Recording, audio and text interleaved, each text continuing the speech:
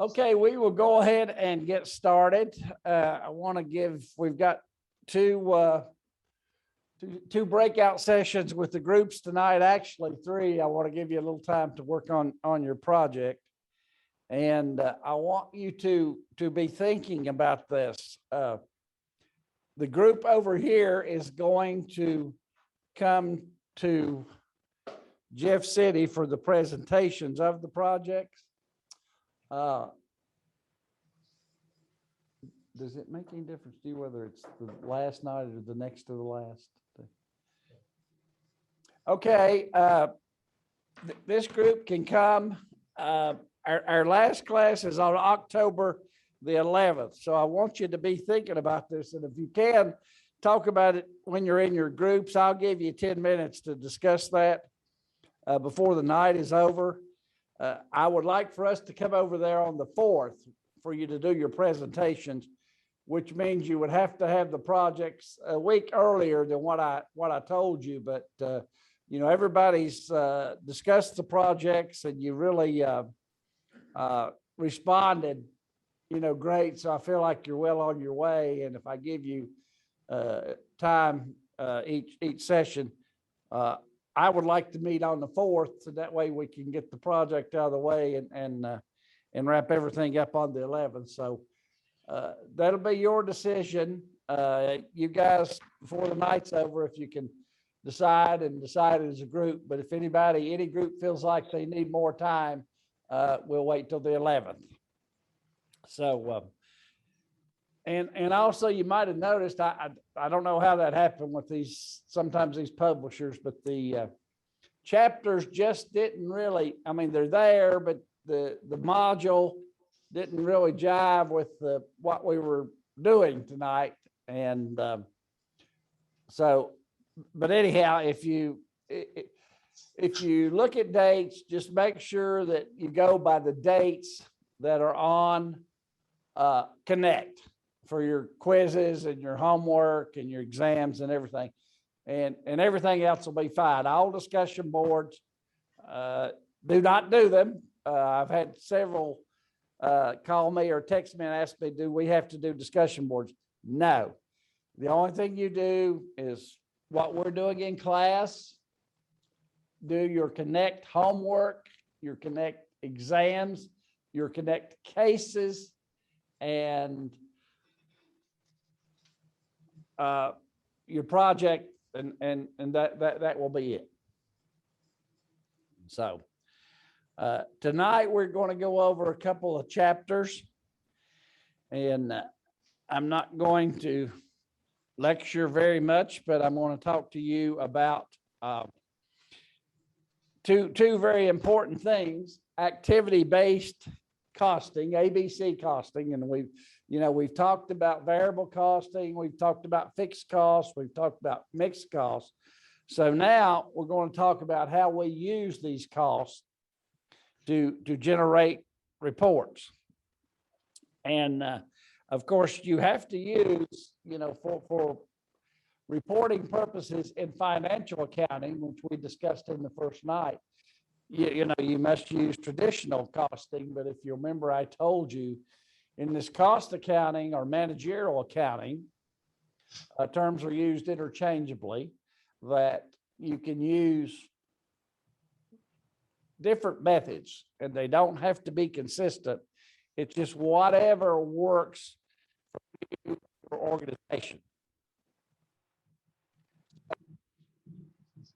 Don't make this activity-based costing, don't make it hard. We're going to do a little exercise on it. Just a method of costing. And we've already studied the traditional, but this is another method of assigning overhead and indirect costs.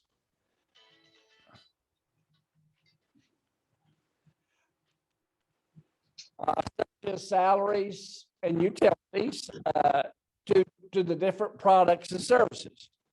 So in other words, the ABC system of cost accounting is based on activities. So if you're making, say your Coca-Cola and you're bottling water instead of Coke, then you could use this activity-based accounting and assign overhead and indirect costs just to the water, which it's considered a separate work or a separate task with specific goals. So, you know, we're going to talk about that. You know, normally activity-based costing is a system that you use to define your production costs, different ways to define your production costs. And it breaks down those costs between the different activities that you do in production. It assigns costs to each activity. So if you're have a production line and you're, or 2 or 3 different plants, which big corporations do, activity-based, you like have different activities. So let's say if you're manufacturing apparel, in one plant you make t-shirts, and the other plant you make trousers or something like that, then you assign, but you have this overhead, and you have certain things that's the overhead. If you'll remember, it's over everything. So you can take and break it out and assign it to the different activities. Sometimes it gives you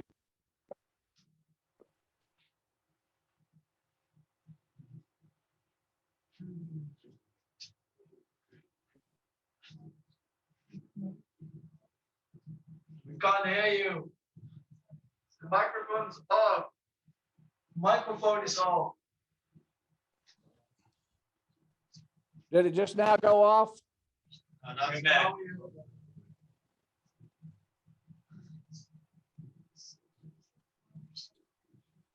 Well, it says it's on. The battery's okay. Can you hear me now? Yes. Okay, maybe I wasn't speaking into the mic. So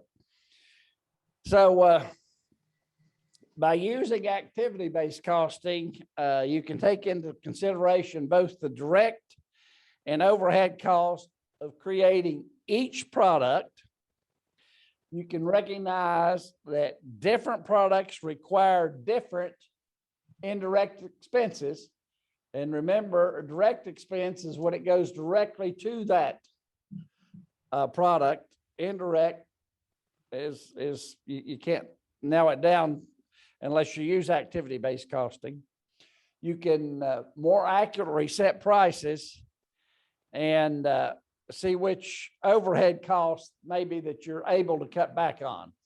Now, remember this too, that you can control variable cost, and overhead can be variable or fixed. So I hope you're tying together. You see how accounting bills, we've discovered, I mean, we've talked about the variable and the fixed cost, and now we're putting them into an activity using these different types, and how you use them helps you to set up your cost, your price of your product, and it'll help you when you're doing your differential analysis. Now, you'll run into this when in your project. I'm going to mainly give you most of your overhead costs and things of that nature, and you will use a fixed minimum wage for wages if you need somebody to help you put your project or your product together, or you need to keep up with your time of how much, if you're manufacturing a broom, how much time, how much labor does it take to manufacture that broom? So, you know, in your spreadsheet, a lot you already have, but this project will help you to understand what it takes to cost a product. And then once you get that cost, you will be able to set the price. That's what the whole thing is about. And you need to set the price to be able to make a profit. So does everyone know what a SWOT analysis is? Yeah. Everybody there? Okay, what I want you to do for the next 15 or 20 minutes is to do a SWOT analysis on activity-based costing. So SWOT analysis, just a little review, strengths, weaknesses, opportunities. What's a T stand for? Threats, yeah. My mind went blank. But anyhow, do a SWOT analysis, and then I've already basically done it, and I have a couple pages typed up of what I'm looking for.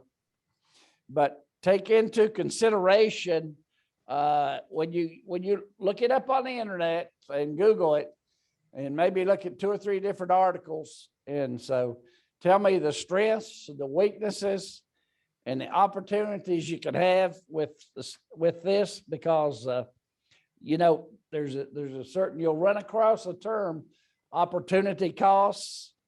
And I didn't want to go over that yet because I want you to pull it out tonight. And then, you know, what are the threats of using activity-based costing? So right now it's about 6:18.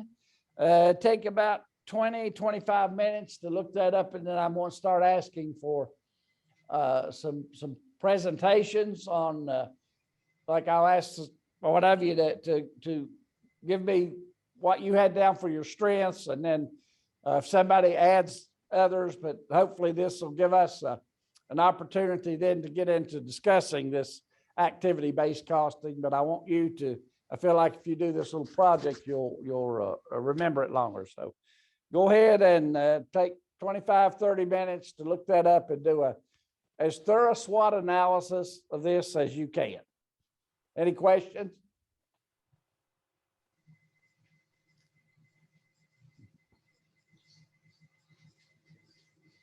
Okay, I'm going to turn the mic off now. I can still hear you, but I'm going to turn this off. Okay, is everyone finished, or do you need a little more time?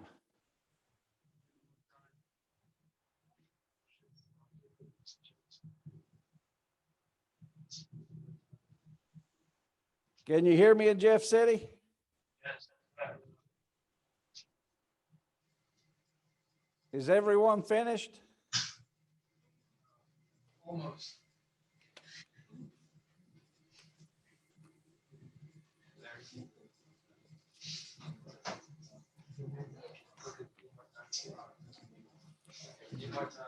Little more.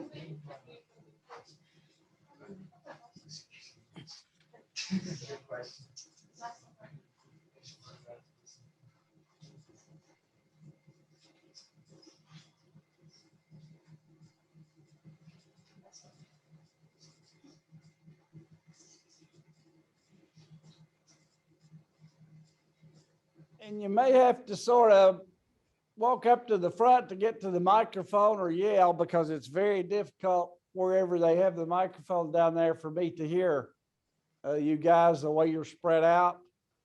So would anybody like to volunteer and tell me what they have down for the strengths of activity-based costing?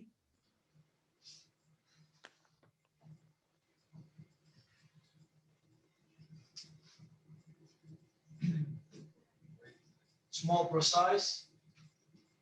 Okay.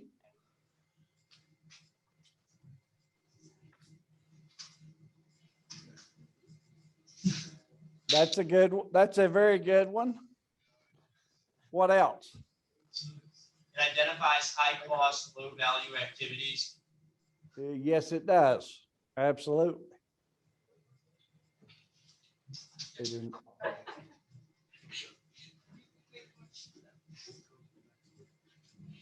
Somebody else got anything different?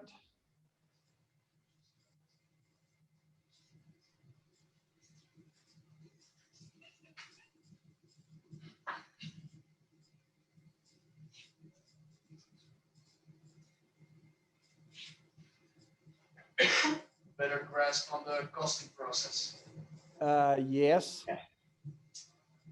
So let me tell you, and then maybe you can think of something else that would add to this. Let me read you the steps. There's 3 steps in using activity-based costing. Number 1, identify the products that are chosen, objects. So you have to first identify what products you're going to ABC. Then you have to identify the direct costs of that particular product. And then you have to select the activities and the cost allocation basis to use for allocating the indirect costs. So once you determine direct, then you have to select how you're going to allocate indirect cost to the products. So anybody else have anything else on a strength of activity-based costing?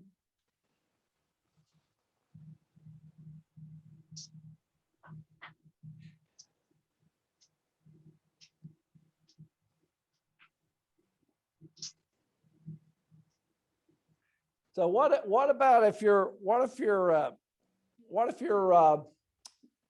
is this a strength? Let's say you're using activity-based costing and you're trying to develop something new, and you have to have special engineering, special testing of that product, different machine type setups, you know, all sorts of activities that cause costs to go up. Is that a strength of ABC costing?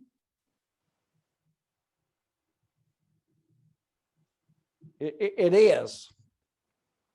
Anything that causes a company to use its resources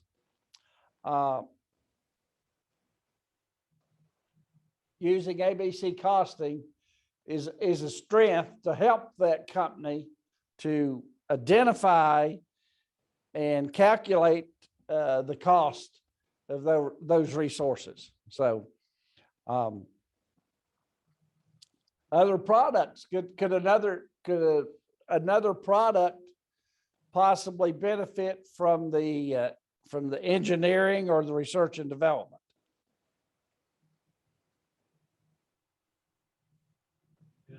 Yes.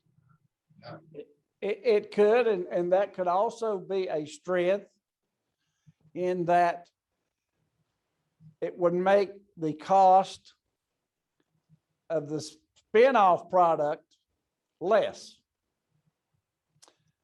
So in hearing that, can you think of any more strengths? You guys have anything different?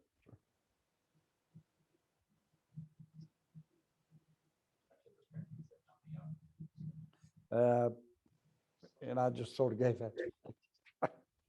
Okay, somebody volunteered to do the weaknesses of the cost activity-based costing.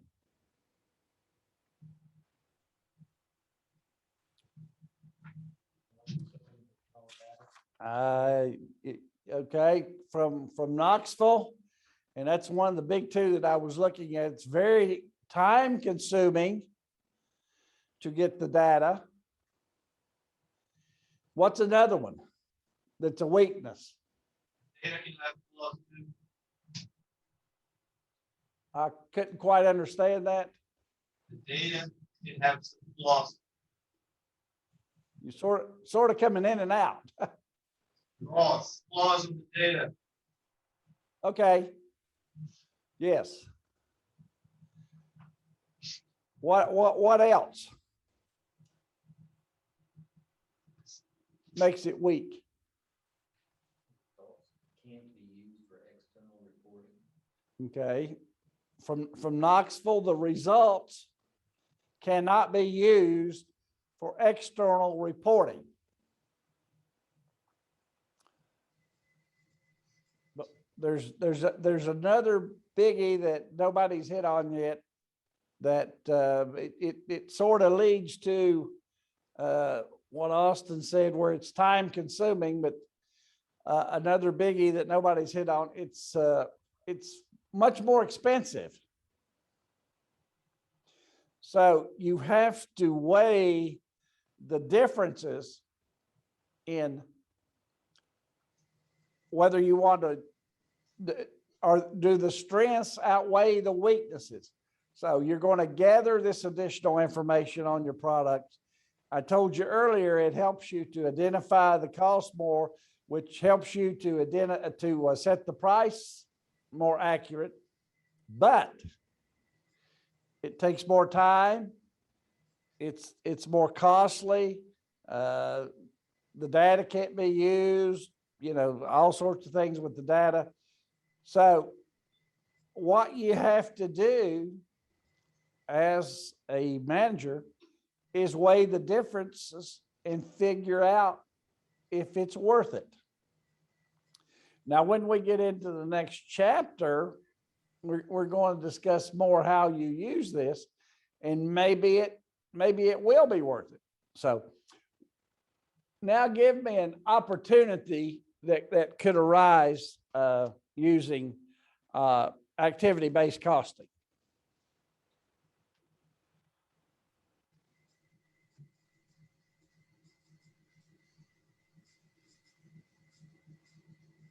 And I sort of gave one to you. Now, some of your strengths can also be opportunities. What somebody in Jeff City, somebody tell me what you had down as an opportunity. Helps to eliminate overhead costs. Okay. Anybody got something else? It increases standardization. Yes.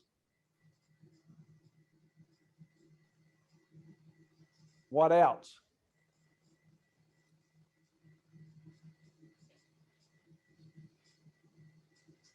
I know you had, what do you have? I perceive that it allows you to visualize the information, graphs, and charts, to be able to identify, making accurate decisions. Okay. One of the students in Knoxville sort of added to the last one that it gives you the opportunity to visualize the information, the data, and by using charts and graphs. And I hope that you're looking through the chapters at the charts and graphs that go along with the chapters of how you can use this to make decisions.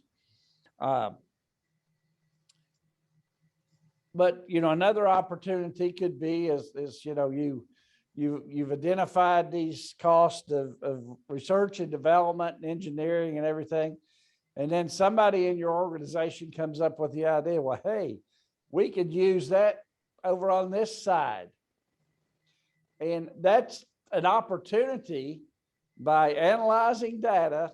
And I can't preach this enough. I've been talking about it ever since we started. You can't manage what you can't measure, but by measuring, and that's what we're doing with this, we're measuring and we're recording this data. And by doing this, lots of times it opens up other opportunities that we did not realize was there. So what's the threats? What could be the threats to using activity-based costing?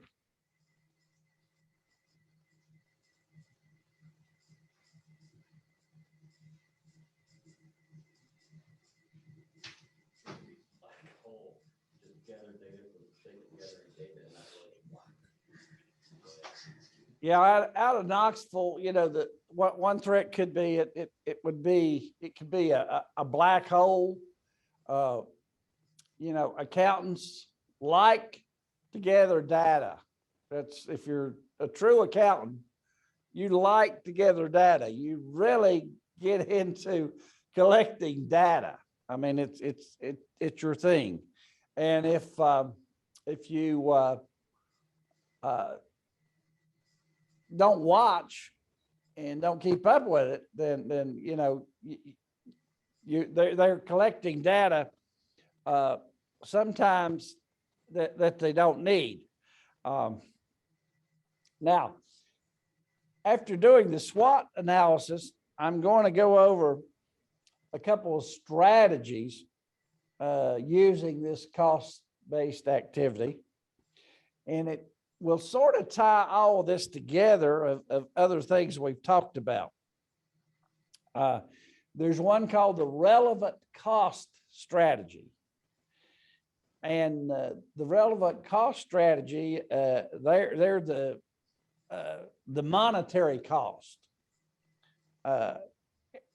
And their cost, if they're relevant, their cost that can either be reduced or completely avoided, you know, just by making some changes. And if you do a relevant cost strategy, you know, it starts out, and lots of times this activity based costing will help you do that by identifying and eliminating costs that they've already been incurred, but you identify them and you really figure out, well, it's not really relevant, or we don't really need them again. For example, if you hired a consultant and a consultant came in and to look at your particular activity. So, you know, there's lots and lots of people making money, consultants in this world. And so you may have a consultant looking at your overall operation, but then they may zero in on just a different activity. So you've paid that consultant. So, you know, chances are, you know, maybe that wasn't as relative. It was relative to the whole organization, but it may not be relative to breaking them down into segments. So keep that in mind, that, you know, they must be relevant. And another strategy is evaluating these opportunity costs. And we discussed that, but, you know, and when we're talking about opportunity cost, it assesses your intangible costs. And we're not going to really get into that that much in this course, but, you know, there are, when you get into really into accounting, because this is just about cost accounting, but everything is cost. So, but when you're talking about, you know, opportunity cost and intangible cost, you know, we cover a term called goodwill. And lots of times you can't put a cash value on goodwill. It's just something you've built up. You know, your opportunity cost comes when you think about the money. You have to think about the money and is it relevant, and are you going to spend it? But what if you do something that you really mess up your intangible assets of your goodwill? You know, prime example of that, and I don't know how they arrived at it, but years ago, Coca-Cola decided to change their formula from what it was for eons, forever. And they changed it. And, you know, that was a lot of cost involved in that. And I'm sure they had market research, a lot of cost to change it. But it was a complete failure. For some reason, people didn't like the new Coca-Cola. And the outcome was disastrous. So, you know, they thought that was an opportunity after they studied it, because they knew it wasn't going to cost them that much to change the formula. They already had sunk cost in the research and development, they change. They still had the bottling facilities. They were still used the same equipment. But a simple thing like changing a little formula cost them billions of dollars in sales. And another one, strategy that you use with this ABC costing is called the Balance Scorecard. Now, if you've had some management classes, you may have studied Balance Scorecard. But the Balance Scorecard sort of balances out your business, and you want to make sure when you're doing these activity-based costing that what you cost, are you ensuring that the goals of your business and the objectives and the activities are meeting the specifications of what your mission is, or what your goal is, or what you're supposed to be doing. You know, you have to take things like that into consideration, no matter what the cost. And we're going to be going over that a little bit when we go into different differentiation analysis. But Balance Scorecard, and I have to read these 4 key perspectives: financial, customer, internal business, and employee growth development. And those 4 items make up a Balance Scorecard. So it's taking a holistic approach to accounting. And also, if you look back when the very first session, I told you years and years ago that accounting was strictly numbers. When I had an audit on my budget, it was strictly the numbers that were audited. But now and that's why I had you to do that little activity with Sarbanes-Oxley. Now, you know, you have to identify why you made decision and the areas where they were made. And so you can really do damage to your business, because if you're trying to use activity-based costing and you say, oh, well, I can cut a corner here, but if that process ultimately increases customer dissatisfaction, then, you know, that activity-based accounting didn't really help you. So what you're looking at, you have to be careful when you're costing a product and when you're trying to cut cost.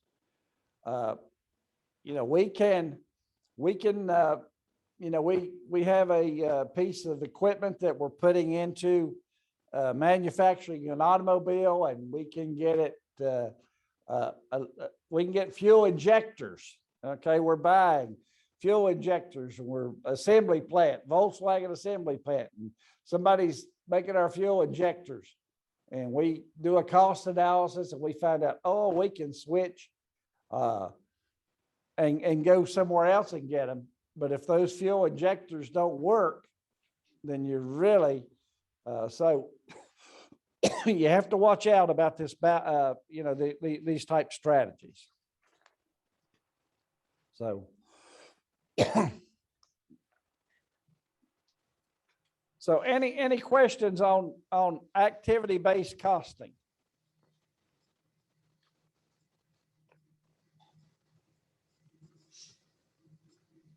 And some of the things that I was looking for, basically, I said I'd written some things down, but the benefits, activity-based costing, a benefit or a strength. It helps you to identify when you're wasting money. If you find that some activities cost more than they should, you can find new methods to do something, or you can cut products entirely. Another strength is its accuracy, and you'll find out pricing your product that you're going to make. I hope when you are working on your project that you divide certain aspects of it up, And, one of the things that that I like to see is where you sort of shop around, online, Amazon, Walmart, Target, for raw materials. If you're doing something like that, and, trying to, without, giving up quality, but keep the lowest price.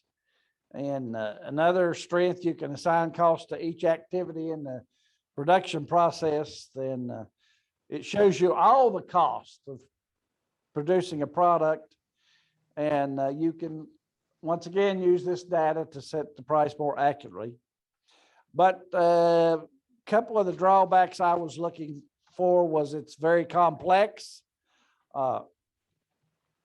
You have to be more specific. How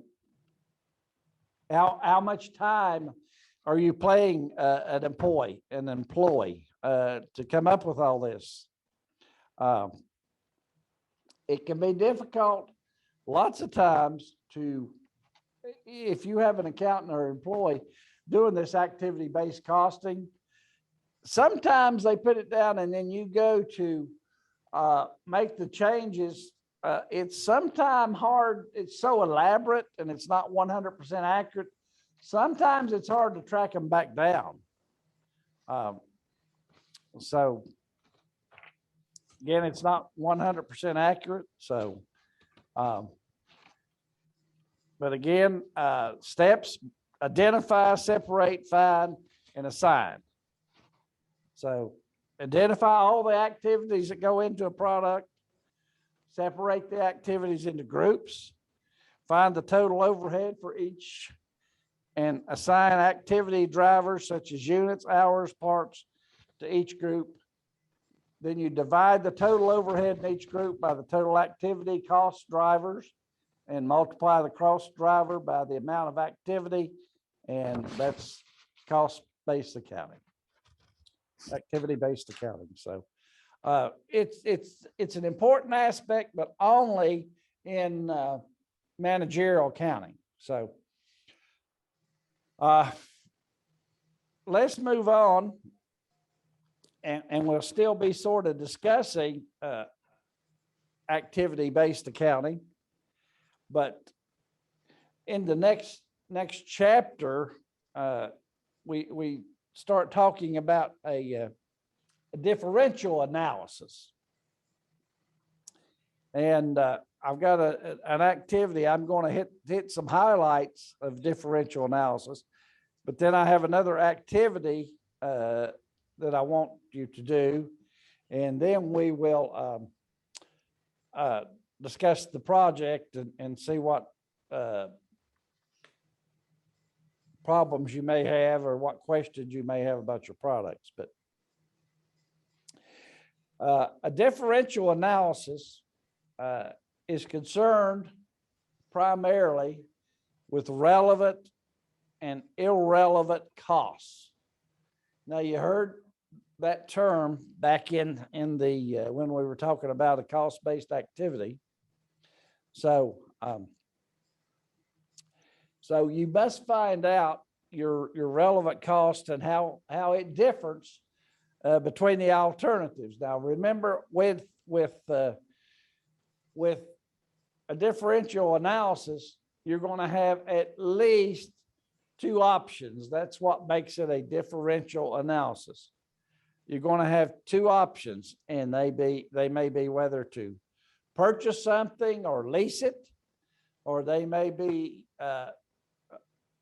whether to manufacture or go out third party to come up with the product you need. But you always have alternatives.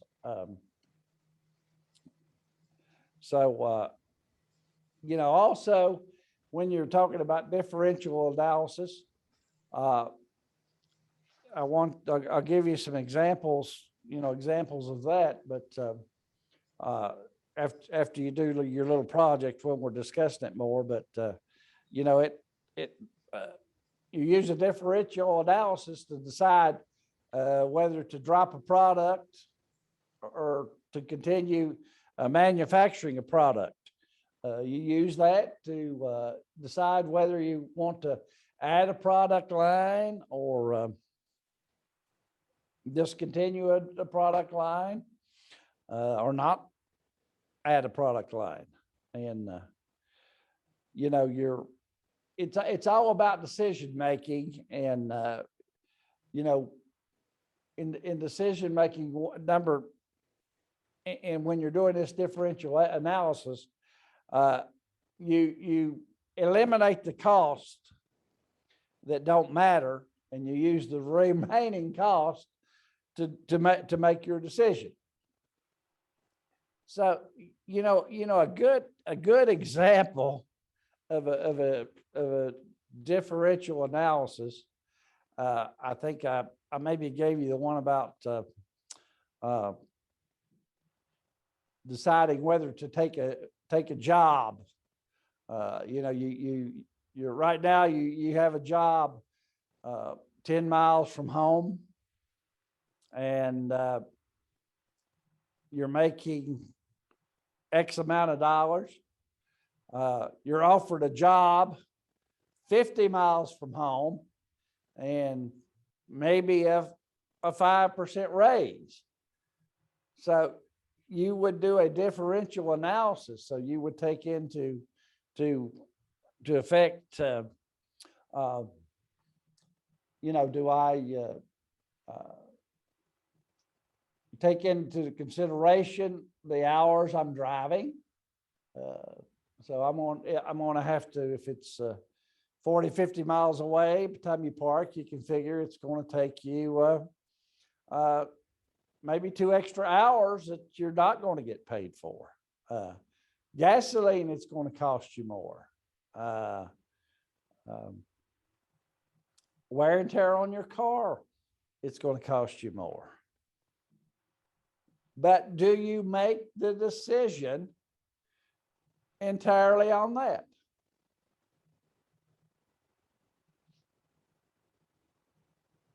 What do you think, somebody?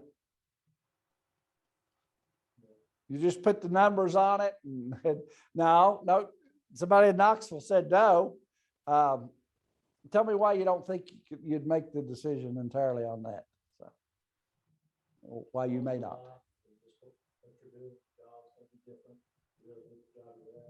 Okay. The jobs might be different.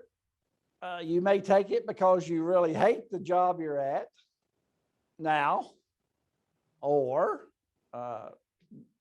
you know, you may even, you know, there is a case where you might even take less and know you're going to make less, but where you're at now, you don't have opportunity to advance.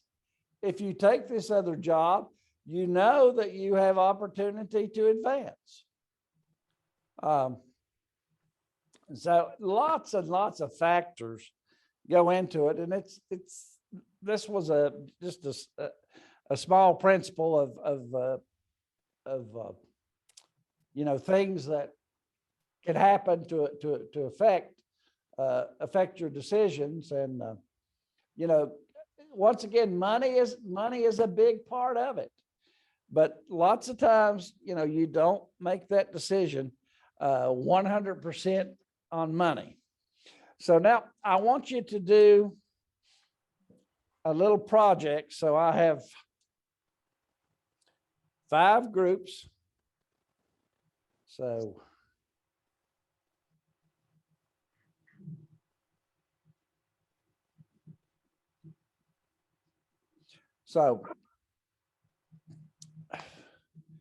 and I guess you don't know what number group you're in. So let me tell you, group 1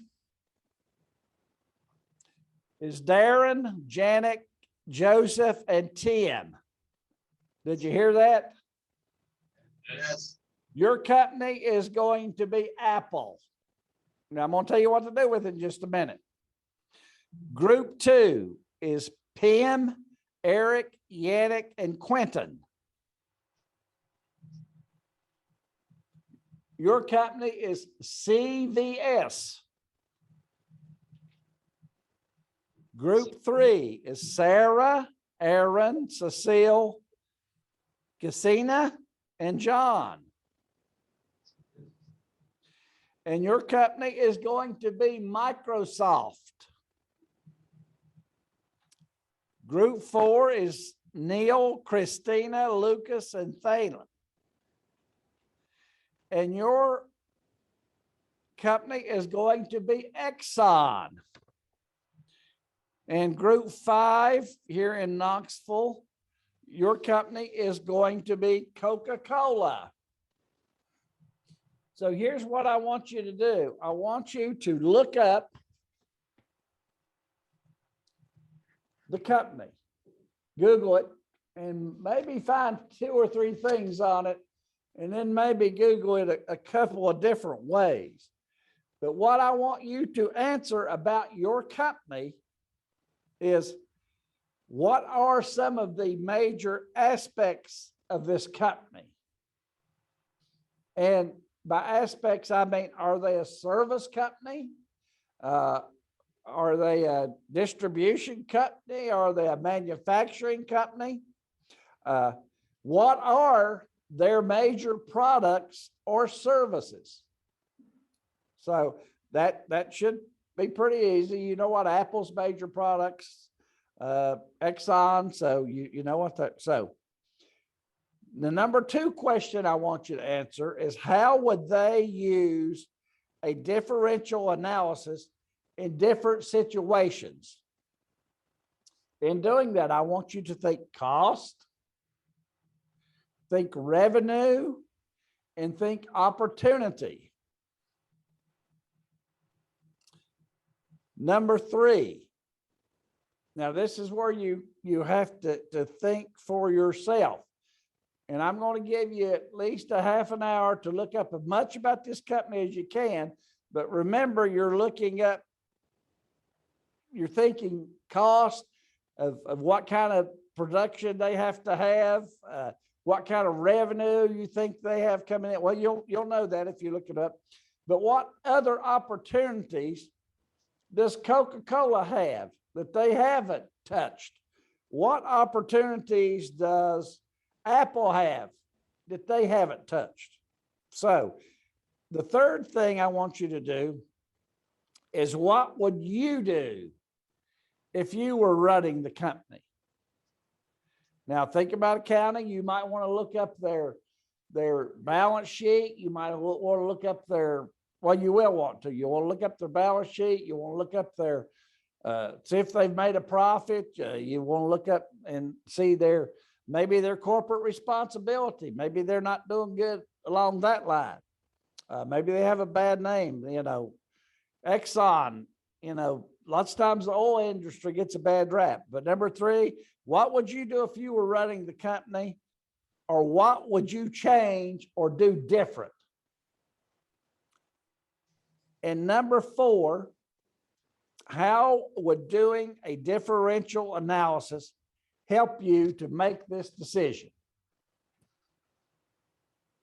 So I want you to work on that as a group. And I'm going to give you about a half an hour. I know that's not a lot of time to do research on these, but hopefully y'all have your computers, and one can look up the balance sheet, and one can look up the, what the company's doing and all that. But again, what are the aspects of the company? What kind of company are there? Are there products or service? How would they use a differential analysis in different situations? Think cost, revenue, opportunity.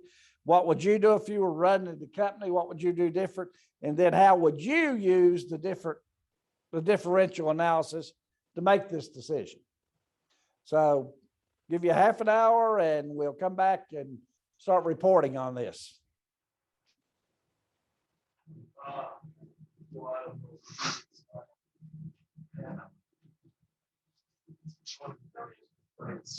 Was Group 2's company CVS or CVS?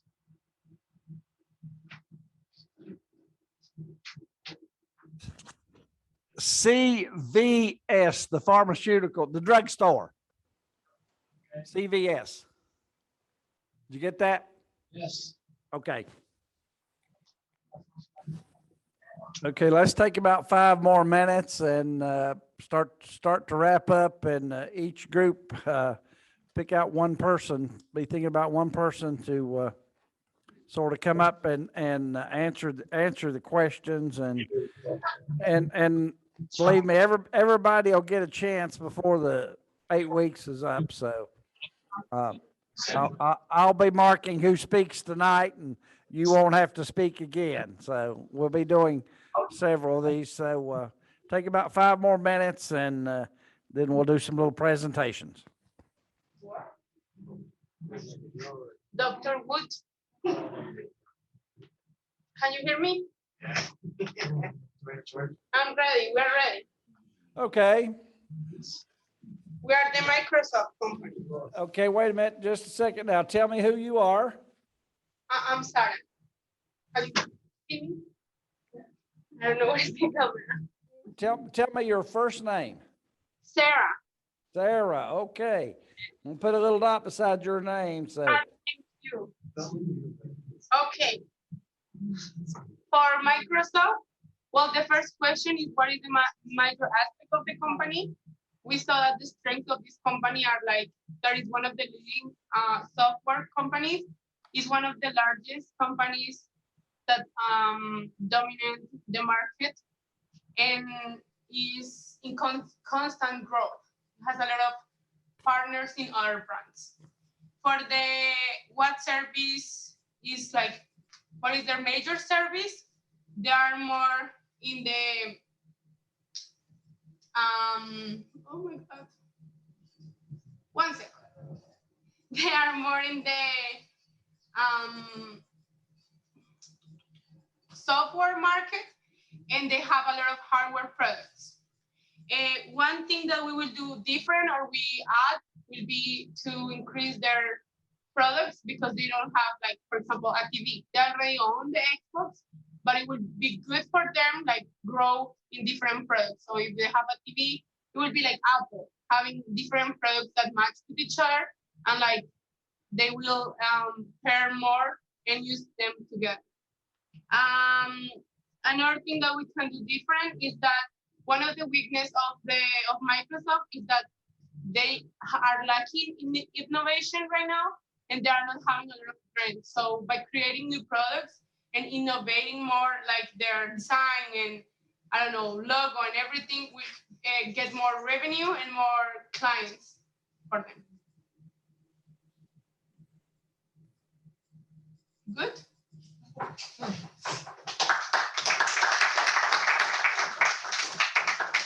Anybody have any questions for Sarah? Do you have any questions for me?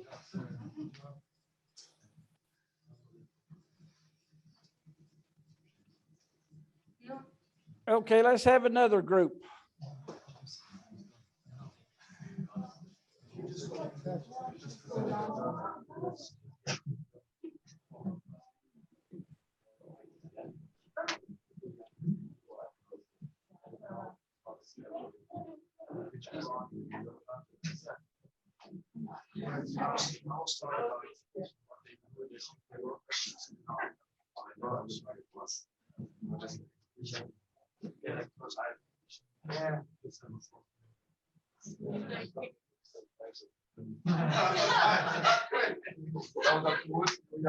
Hey, tell me your first name.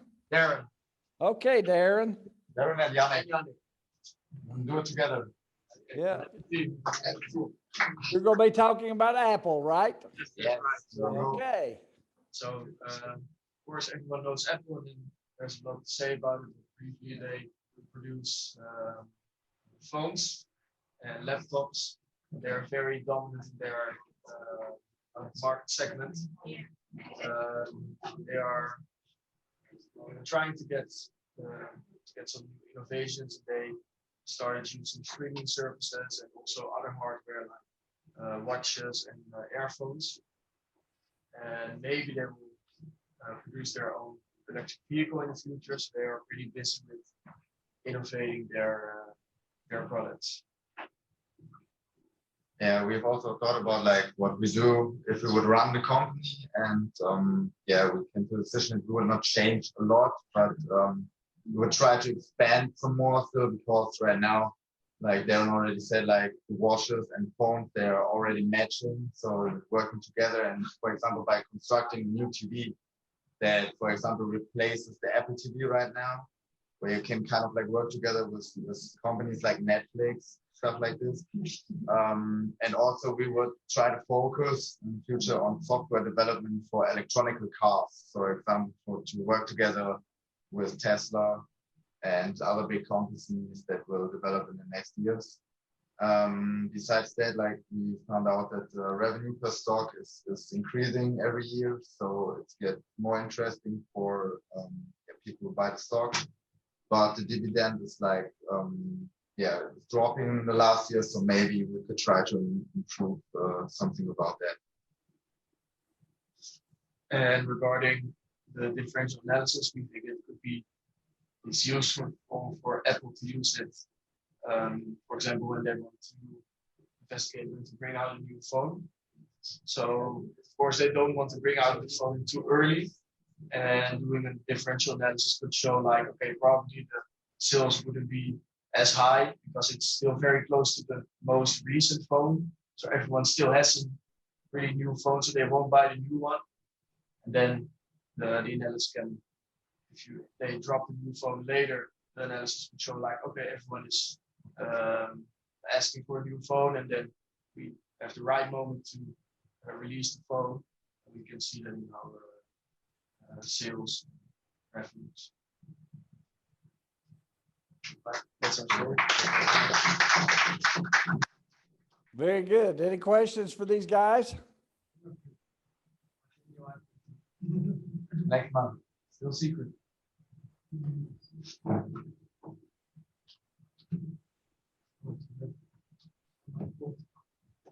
One of you'll need to come up here and stay and talk. So, where they can see you, so they know you're here. So somebody ready in Jeff City again?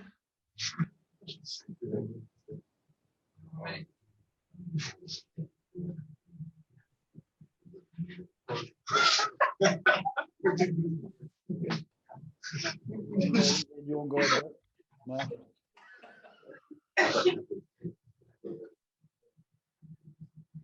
Okay, we got somebody from Knoxville coming up there to make their just then. Well, Coca-Cola. yeah, sure. So they're a beverage manufacturer. They have 200 brands across different beverage categories, from soft drinks to water and hydration, juice, dairy, coffee, and teas. How would they use differential analysis in different situations? When they're looking and evaluating these brands, said they recently trimmed from 400 brands to 200 brands. They could look at the cost versus revenue impacts from trimming one brand to another. Whether you want to eliminate that brand or not. And then opportunity cost, if they could manufacture a different product in the plant where they already have capabilities for bottling and manufacturing in place. What other opportunities might they have? So something they apparently looked into in Japan was Alka Pops. That's what they call them. So alcoholic soft drinks and hard seltzers, which are popular right now. So potentially expanding into that market could be something they could look at.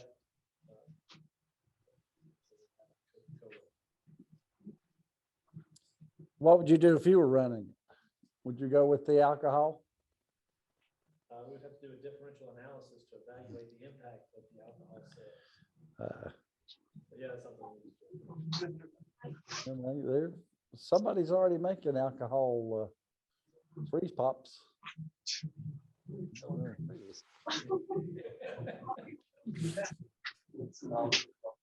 Margaritas and pina coladas, and women like them.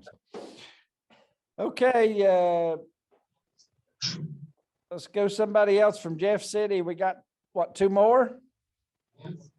Niels wants to go.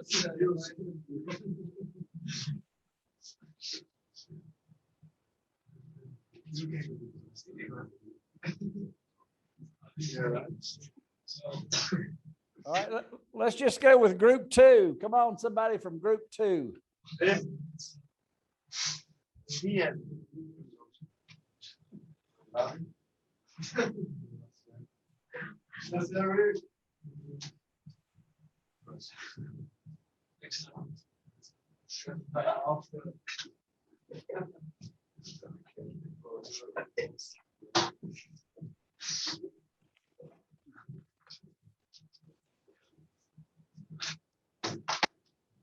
Okay, who's going to speak? Is that Pam and who?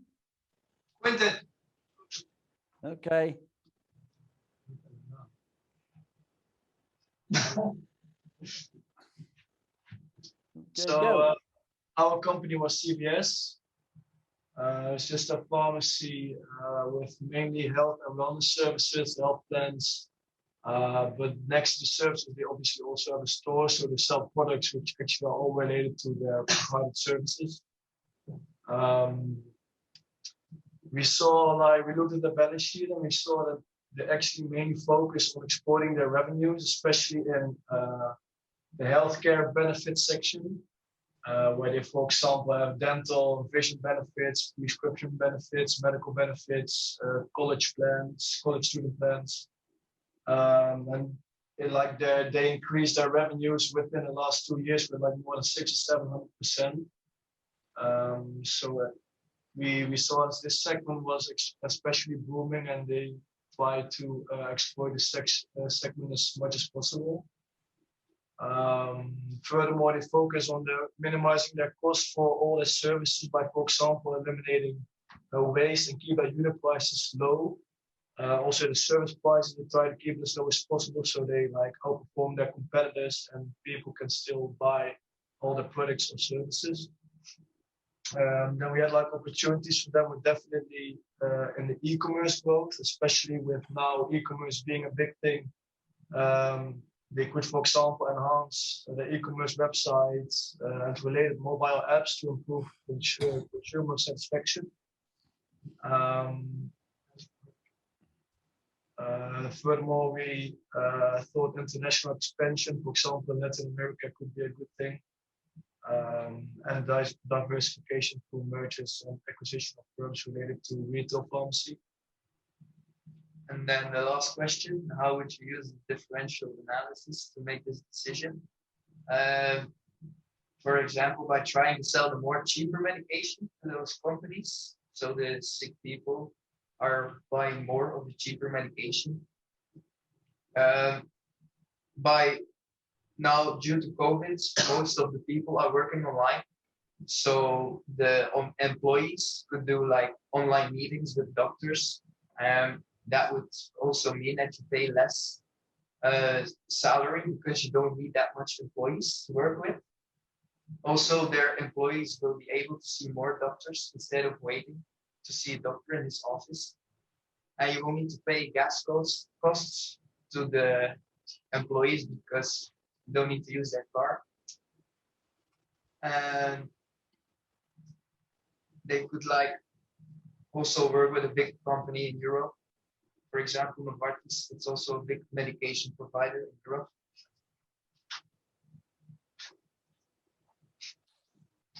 That's it. Very good. Any questions? Okay, let's hear from group 4.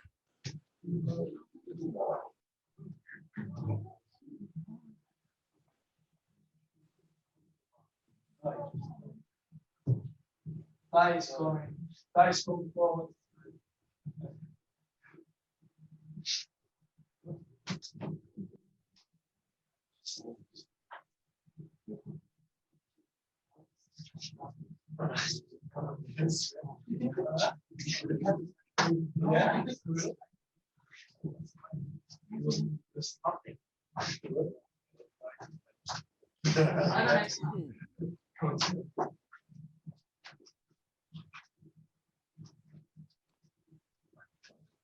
Okay, give me your first names. Thailand, Okay, and news. okay. Gotcha. For the first question, Exxon is an industry leader in almost every aspect of the energy and chemical manufacturing business. So they offer oil and natural gas, and they also develop like new technologies for next dual and fully for the next years. And they expanded to 6 different continents, so they're pretty much everywhere in the world.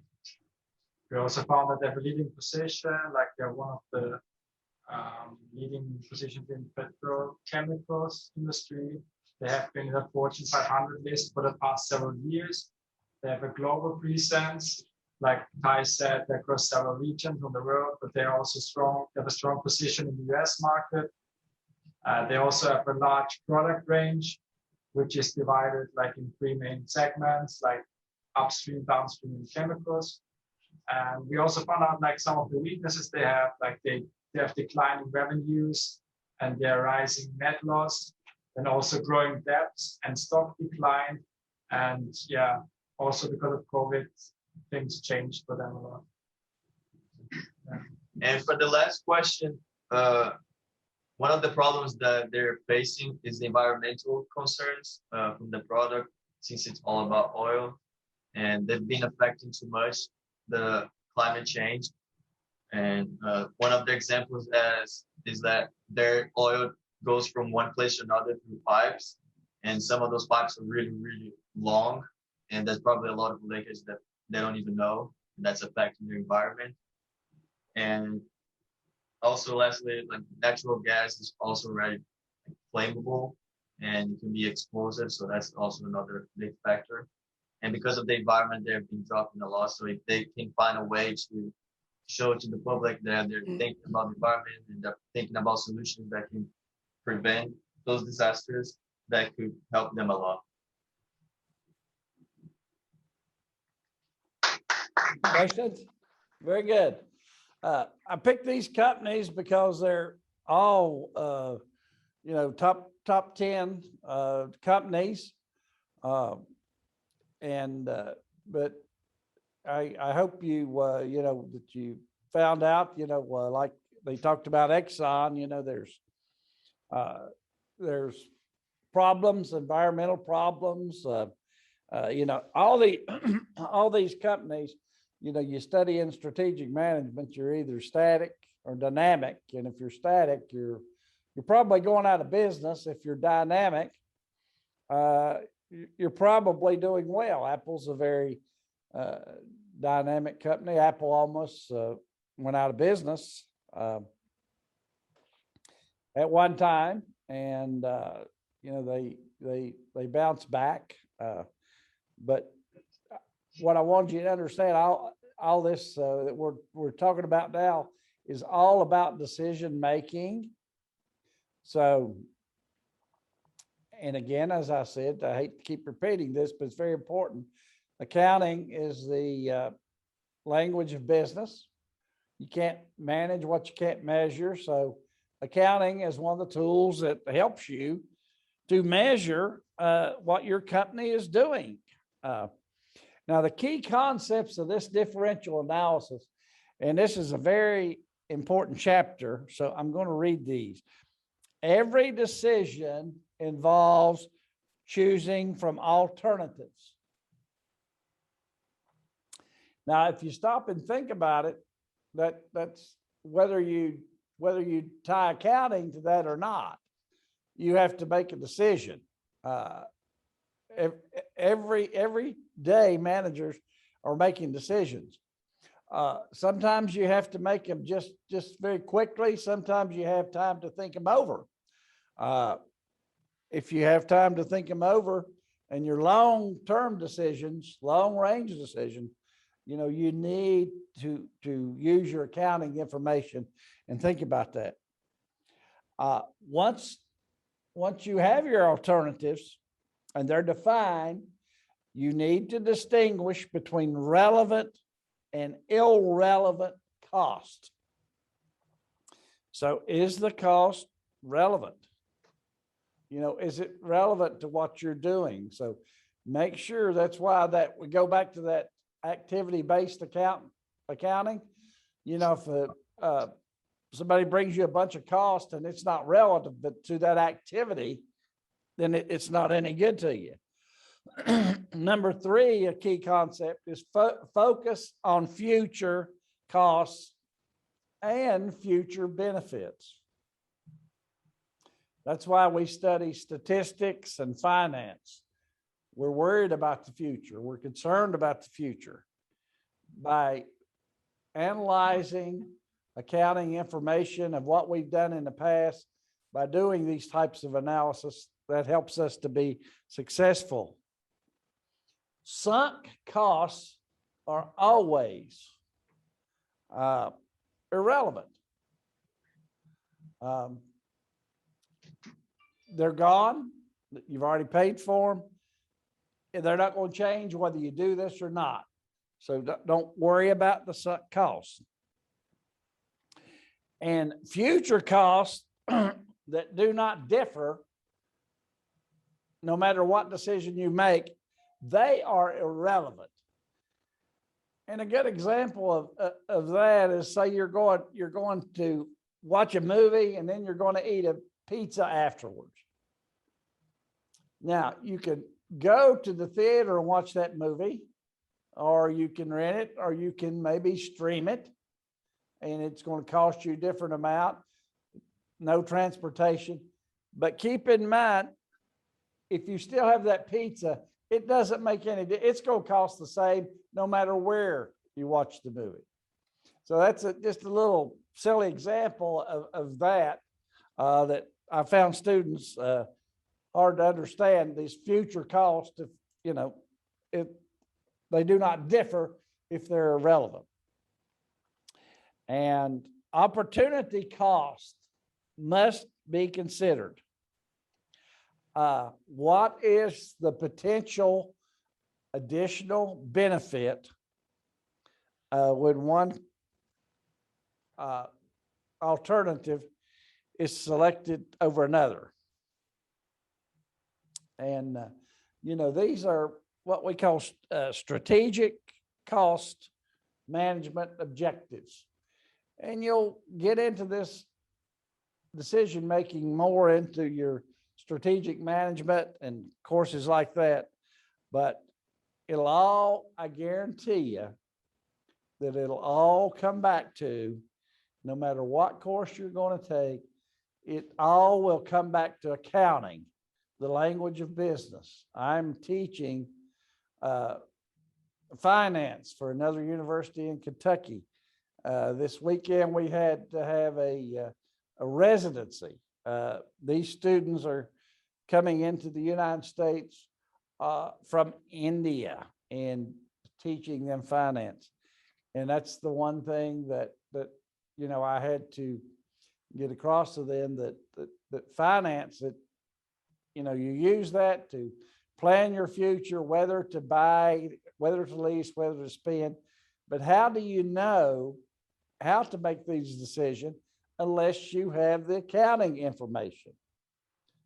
Same way with statistics. Car dealers, they have to decide how many cars they're going to buy for next year. They have to order them. How many trucks are they going to need? How many convertibles are they going to need next summer? How do they do that? They look to accounting information to see what they've done historically. So this differential analysis is very much a key to the potential of your business. Couple of things to point out when conducting a differential analysis as part of your accounting operations. Ignore these costs that won't change regardless of whatever you pick. If they don't change, ignore them.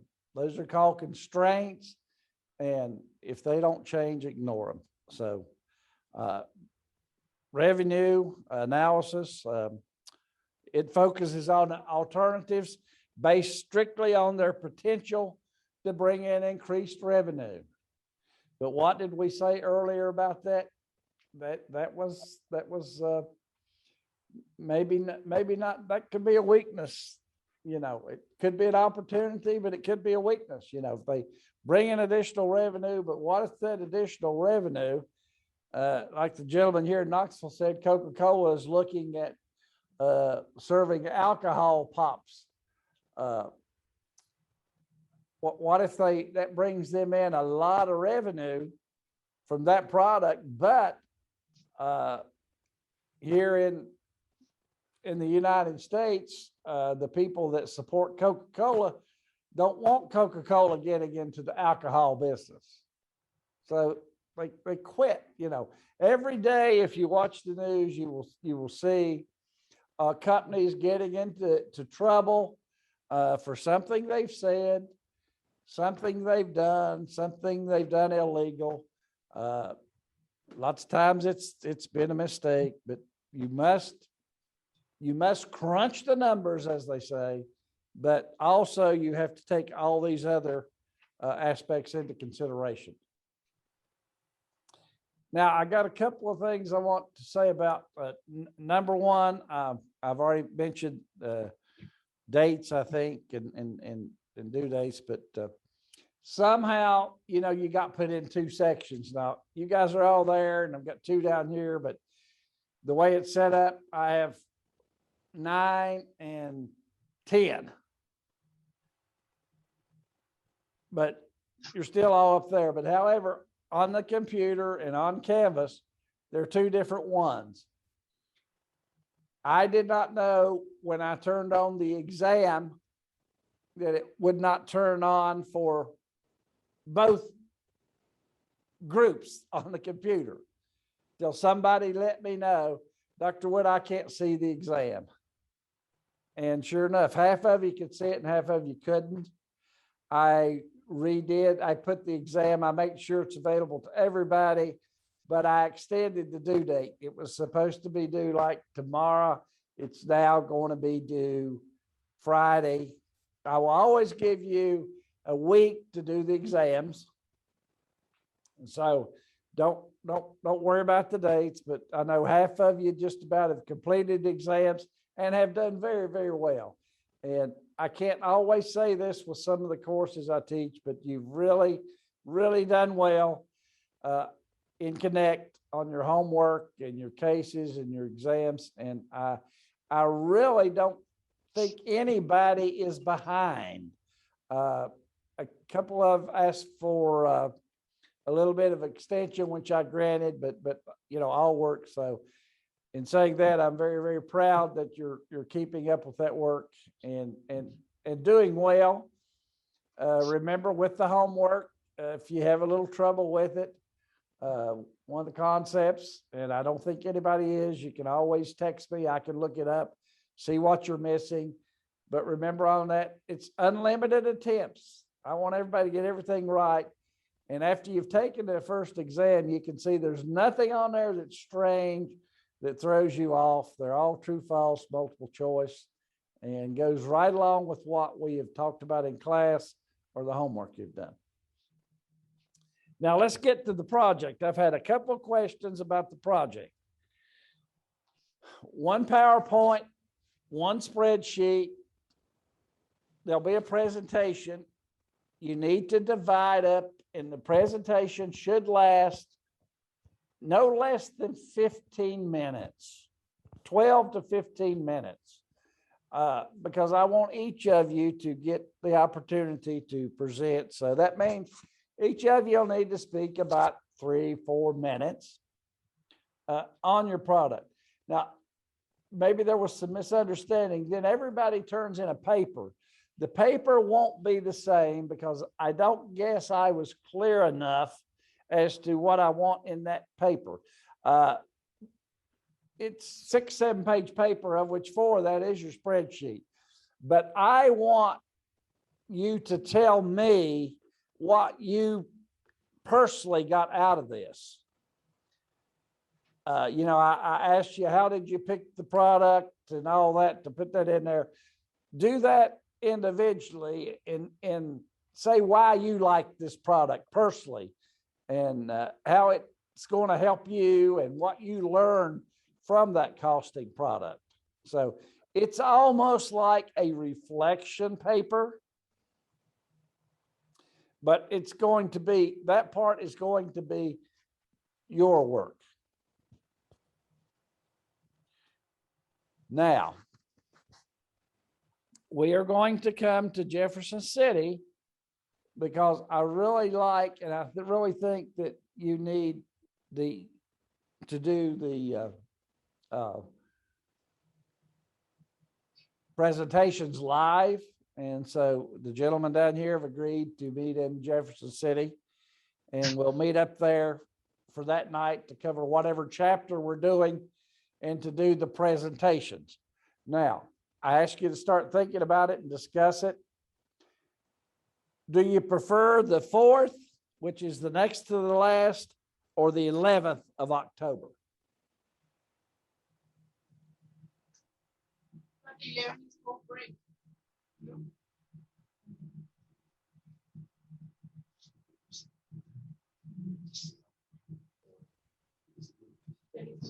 I keep hearing the 4th, and you know, that would really free you up the next week. All you got to worry about your final and stuff like that. So does everyone agree with, because if if a group doesn't agree with the 4th, we will wait till the 11th.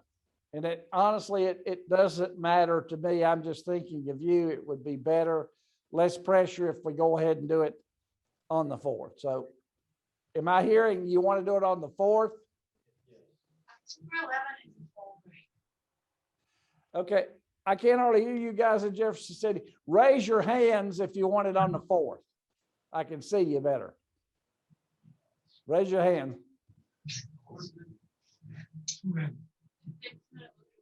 That's October 11 is fall break. I don't think there is class that day. So there is no choice.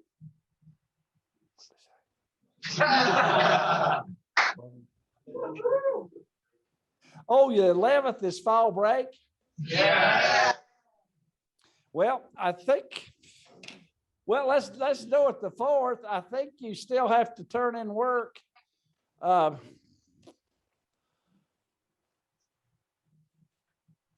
Let's do it on the 4th, and that way we won't have to worry about it, okay? good. Sounds good. And then maybe they're extending it past the 11th. I was just counting the weeks, and nobody's notified me about fall break. So how about the 4th? Everybody agree with the 4th then? Yes.